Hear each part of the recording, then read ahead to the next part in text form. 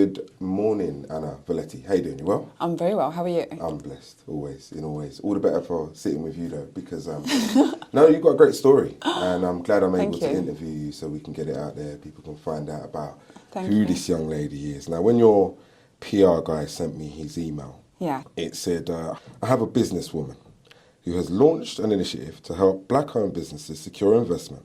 She fled war-torn Angola, moved to London, where she cleaned public toilets to raise money for law school. She is now helping black business owners structure their business to secure investments. One of them was a black-owned football club in East London. We'll get to that in a second. I looked at some of the other things that you've been involved in, quite remarkable, including how you secured your financial future. Let's jump straight into that, because I think that's the bit that's quite remarkable. We'll walk back in a second, but you done a deal during COVID. Yes. Which changed your life, right? Absolutely. Tell us all about it. So I met this individual on LinkedIn, and when I started my business, I was looking for, clients at the time, and I've emailed, I remember, hundreds and hundreds of people a day, and no one would get back to me. There was a particular American guy, really understated, and said, I'm looking for help as well, so let's have a chat. We had a Teams call that lasted about 5 to 10 minutes, no more than that. And he said, well, we're currently working with a few businesses, UN, WHO, and we're doing a lot of stuff in Africa, we're doing a lot of stuff in America. We need help, and we need help now. And he said, can you do it? I was like, yes. I didn't know exactly what I was going to do, to be fair. Within about 4 weeks, he gave more details of the project, and we jumped right in. We worked, from 8 o'clock in the morning to potentially midnight, 1 a.m. I used to wake up around the clock to check my emails, because it was a COVID's response, not just in the US, but also Ghana. We did several countries in Africa, Sierra Leone, I remember, Kenya, and then in the US, we secured a contract with the US government, where then it's called FEMA, where then we managed to do the COVID response for hundreds and hundreds of nurses around the US. And to date, I still work with the US. It's still one of my biggest clients, and has been it was a pivotal part of my journey to being here today with you. Yeah, I mean, in a nutshell, you were providing medical staff for those respective territories you mentioned. Yes. I can only imagine what that time was like for you, because most people were going through the tumultuous circumstances that it presented. But yet you were here securing the biggest deal of your life. Did it feel like that in the moment? Yeah, and also felt very humanitarian as well. I felt like I was part of something big. Sometimes, I suppose, the imposter syndrome kicked in. I was like, am I worthy of these things? But yeah, it has definitely changed my life for the better. And I'm still in a relationship with this individual. He's actually due to join me, to work for me, and represent us in the United States. Wow. As of next month. That's amazing. Yeah, it is. Let's talk about that imposter syndrome, because it's something I'm glad it didn't take root, because you deserve this, from what I understand, in terms of your working background, your career. As I mentioned from the email, it wasn't the easiest of beginnings. No, it wasn't. You obviously identified that you were going to go for law and get to university and do all of that. So when did your career start to take shape? Because once you've come out of university with the degree, what did you identify as what you wanted to do? I started working actually in Canary Wharf, where we are at the moment, at the Financial Ombudsman Service. I was doing PPI responses, complaints and stuff like that. So I did work in the financial services, did a lot more than that. But then it was a huge business. It was about 3,000 people at the time. And I'm quite ambitious. And I thought, how am I supposed to compete with so many people? And I don't want to do the office politic. I don't want to be, be part of any drama. I just want to get on with it and achieve the main goal of potentially growing, become a C-level. Then I exited that business. I decided that I want to go to smaller businesses. I took about 6 weeks out, and then I kept applying for jobs, different areas, things I didn't know exactly what it was, but I looked at the skill set and I thought I can do that. Ended up in consultancy, so recruitment, consultancy businesses, as an assistant in compliance, and there I became head of legal, head of operations, and director of operations. And then once I've achieved that, I did that within about 3 years. When I did that, I've sort of deciphered that I wanted to work for myself. I always wanted to work for myself. Hence why I kept changing jobs constantly. So 2020, I recall 31st of December 2019, I was like, I'm never going to work for anybody anymore. This is it for me. So I took about 2 months off. To be fair, I almost changed my mind. I started looking for jobs thinking maybe this isn't for me. I don't know if I can do this, or, this imposter syndrome kicked in again. Am I good enough to start a new company on my own without any co-founders, no investors, no backup? But then I thought, well, if it doesn't work out, I can get a job. I've been able to get a job previously. Even if I go back to cleaning toilets, I'll be fine. So then I started my own business and, hired people straight away, some of which started with me for free. They believed in me, so they were ex-colleagues. They said, I'll work for you for free, and once you start making money, you just help us out. And that was the deal, and I did exactly that. What was the business? It was the recruitment business, which then enabled me to help people during COVID in the US, where I sort of secured the client in the United States. Let's go back to the beginning. Yeah. Because that journey that you've just outlined of self-determination and aggressive chasing of your aspirations to be who you are, I guess it's formed by the story of you fleeing a war-torn Angola. Yeah. I guess defined by your parents who wanted a better future for you and, your brothers and sisters. What do you remember of your childhood? And I guess coming here, how was it different? Angola is extremely, where I came from was extremely poor. Even though it was Luanda, which is the capital, I came from a slum. And if you Google it, it's called Samazanga. To this day, it's still a slum. So during the war times, I remember as a child hearing gunshots and, even explosions and things like that. I think for me, it was just a norm because I don't think I knew anything else. And then one day my mum and my dad were perhaps the first example of entrepreneurship because my mum used to do what we call now e-commerce. They used to buy things abroad in Brazil and Portugal and bring it back to Angola to resell it in the market that we had there. But one particular night, my dad had been in Brazil and my mum was on her own. So I used to sleep in the car. My brother used to sleep with my mum. And that night she was like, let me place Anna with me. And the next day she saw a bullet in my car. So then that's when they decided that we need to relocate, we need to leave. It's time for us to exit this country. When my dad came back, she was like, we need to go. I'm not staying here anymore. I don't want to be here. So then we lived in Portugal, where we relied on family members and stuff. So then again, I moved to another slum in Portugal. Even though it was Lisbon, there was a place called Mocho, everyone knows. It was a huge, it looked like Brazil, if you've been to Brazil, one of those favelas. So the place looked pretty much like that. So I didn't have hot water until I was 13 years old, until when the government decided to relocate us to a council flat. That would be the example to here. The good thing about Angola, even though it was a slum and we were in dire poverty, it was warm. So it was okay to not have insulation, not central heating and hot water. But Portugal is different.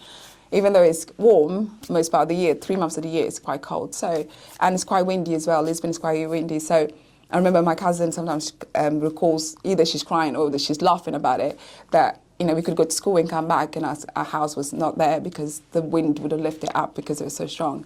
So yeah, there was quite a few of, we went through a bit, quite challenging times, but I suppose it made me stronger. How did you get to the UK? What was that? At 16, I decided that I wanted to move to UK. So that was you again? My decision. Wow. I went home after school, spoke to my mum, and within 4 weeks, I recall she packed everything up and relocated. Because of me, because I asked. Which is, I don't know if my child would do that with me and I would say yes, but that's pretty impressive. And I only realised that a couple of weeks ago, that I was typing a speech and I was like, my mum relocated the whole family because of me. So. Did you speak English at that point? So what was the desire to come here? I wanted to go to America as well. So America was like, that was too far. So I settled for the UK at the time. I say that as a joke, but it's, I wanted to learn English. I wanted the desire to learn English. Also watching movies and seeing, you know, there was better out there. Portugal, still a very racist country. And when I was growing up, it was even more racist. So I didn't think that I would be able to grow and develop there. So this is why we moved to UK. So what was transitioning to the UK like for you? Well, at the start we lived family members' houses, relied on help and stuff. And then we moved to a place called Wood Green for a few weeks. But then the council, Harrogate Council, made us homeless. So we were on the street. I'm never going to forget that day. I don't know if Barnes Greenway, I was on the street with my mum and my brother, my dad, and black bags, and we were homeless. So it was pretty intense. But then things got better. My mum and my dad managed to save enough money after being homeless. We stayed at a friend's house for about 3 months to save some deposit for a rented property, which I started to feel more settled. My parents were cleaners here, so was I a cleaner when I started. Before I went to school, I used to clean at 5 o'clock in the morning, go to school, and then after school I used to clean again. And then, yeah, that was my day and the start. Resilience personified seems to run through your family. Yeah, yeah. I'm trying to think of where you had time to have fun. Where was the whole... I've never been a fun sort of person. That's such a good question. Yeah, but just observing your journey, I'm trying to work out what point you... I don't know, maybe recent? But then again, I'm a workaholic, so I suppose, yeah, I haven't had much fun. Even when I go on holiday, I could go to Dubai, Maldives, and I've been in the hotel room while my family outside playing and having a great time. I'm just like, oh, what can I do? I'm always working, which is not a good thing, and I shouldn't really advertise it. People should rest. But maybe I'll retire a bit early. I don't know, one day I'll retire maybe 5 years and try to live life. But I feel like I'll probably feel lost because I've always been so occupied. Well, let's talk about, I don't think you'll feel lost because your work now seems to be geared towards pretty much what brought the riches your way, helping others. Yes. Right? So just speak about some of that work and what I do. Yeah. So at this point, I tend to go to schools, universities. Go for it. School, universities, trying to motivate people. First of all, to stay in education. I know there are so many more things that people are doing at the moment, but I think education for me was definitely pivotal to get to where I am today and to be able to enable me to open certain doors that I don't think I would have been able to open if I didn't go to university or did my master's or went to law school. So I also sponsor a football club in East London.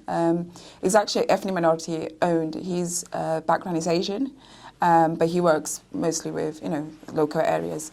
Can we say the name of the club? Or? Yeah, of course. Central Park. Mm-hmm. Yeah, so it's pretty. Where's it based? It's Dagenham. Yeah, and I also created a foundation in 2022 to help orphanages back in Saint Tomé, where my parents are from. And the reason I picked Saint Tomé is because it's a smaller island, so it was easy for me to understand the infrastructure, and I was really cautious with the destination of the money we were providing to that organisation. We wanted to ensure that it was going to the children. It was slightly more controlled, that I can see, and my team can visit and understand, things that the children are taken care of. Beautiful place. Yeah, I heard. Well, you know better than me. You probably know better than me. I know you're going. So yeah, soon. Hopefully, soon. But yeah, I think I work with SMEs, so startups, and I help them out in terms of non-exec. And also invest. If I see something I really truly believe, I invest in it. How do you see the landscape where black business is concerned, and ownership, and just an understanding of what it takes in order to be successful in that space? How do you assess the landscape right now? So from a UK perspective. From a UK perspective, to be fair, I think that we're doing quite well. We are improving. There is more of us. out there. There is, amazing names that are now being called. I don't know if I can name them, but people that, I can call close friends that have made through it. I think there is more of us. It will improve. There is going to be more. We're going to be branching out to different spheres. I think sometimes you can get pigeonholed a little. I was there, I had an interview, particularly yesterday, that he was, the interviewer was like to me, "Oh, do you want to just, I can help you out, expand your ethnic minority in the US." And I was like, "But why just do ethnic minorities? Why can't we just not do overall and be recognised, across the board?" So I think United Kingdom, we're doing well in terms of improving that. We are becoming more recognised, more respected. There's more synergy. There is more effort being made by other businesses and other business owners in terms of background. So, huge organisations such as JP Morgan, HSBC are investing more on black businesses and women-owned businesses. There are some interactions that I've had so far because of the effort that they have sort of making it and bringing equality to us and ensure that we are obviously competing the same and equal footing as other backgrounds. What do you see as your area of focus as you move forward? In Obviously, terms you of mentioned retiring in 5 years. We're going to hold you to that. In terms of business or in terms of in terms of business, philanthropy? Philanthropy. Yeah. I want to do more philanthropy work. I definitely want to give back more. My ambition is to go back to Africa and expand outreach. I want to do more in Angola, and I really want to visit where I grew up. I've opened up an office in Cape Town as well, so I'm due to go to Cape Town this month to visit our office and to meet my team actually face to face rather than just Teams. So I definitely want to do more in Africa. But again, I'm also doing more in the US. But in terms of philanthropy, I want to focus more in Africa for now, but in particular countries that speak Portuguese, and then expand beyond that. So Mozambique, Angola, São Tomé, and Guinea-Bissau, which are, I think there's need to reach back and help people. It's interesting you mentioned those areas because they're not areas I hear spoken about where Africa's concerned as often as, I'm not going to mention others, but as often as others, right? So it's interesting your focus on it. Africa as a whole though, I mean, next 10, 20, 30, 50 years are just really exciting, right? It is. I'm excited. This is why I think I picked Cape Town as one of our main headquarters there, purely because it's, the language skills, they speak English, they speak Dutch as well. The time zone difference to us, only an hour, but it's across Africa, it's okay. And I think that's just the beginning of something greater to expand. I really want to do more in countries like my mum's country in Angola, because I think there need to be more of us doing what I'm doing. Unfortunately, I have not met many ethnic minorities from the Portuguese side, that colonized by the Portuguese. So that's a network to build. Definitely. I went back to Portugal and I was on a TV channel dedicated just for Africans. And I was reached out by loads of people from Guinea-Bissau, and they were really supportive. And that made me really proud to be able to do that. So. Well, good luck with everything. I think the next time we sit down, because there will be a next time, we'll find out a little bit about some of the personal ambitions away from business that you want to achieve. We won't go in there today, but I hope people have got an overview of what you do, how you've done it, especially over the last 5 years. Been hectic. Yeah, and hopefully it will continue to be hectic. I want to continue to grow. She wants all the smoke, people. I want all the smoke. Bring it on. Ana Vilhete, appreciate your time. Anything else you want to share with us before we part ways? No, not that I can think of now. Good, yeah. I'd like to thank you for having me today. All good. Where can people follow you? Are you on social? I am on. I'm on Ana Vilhete is FU. Go on Instagram. It's my name. LinkedIn, X. I'm on there. I also work. I do a lot. I'm on TV sometimes with ITV. So, Good Morning Britain. So you'll see me. Thanks for your time. Appreciate Thank you very much.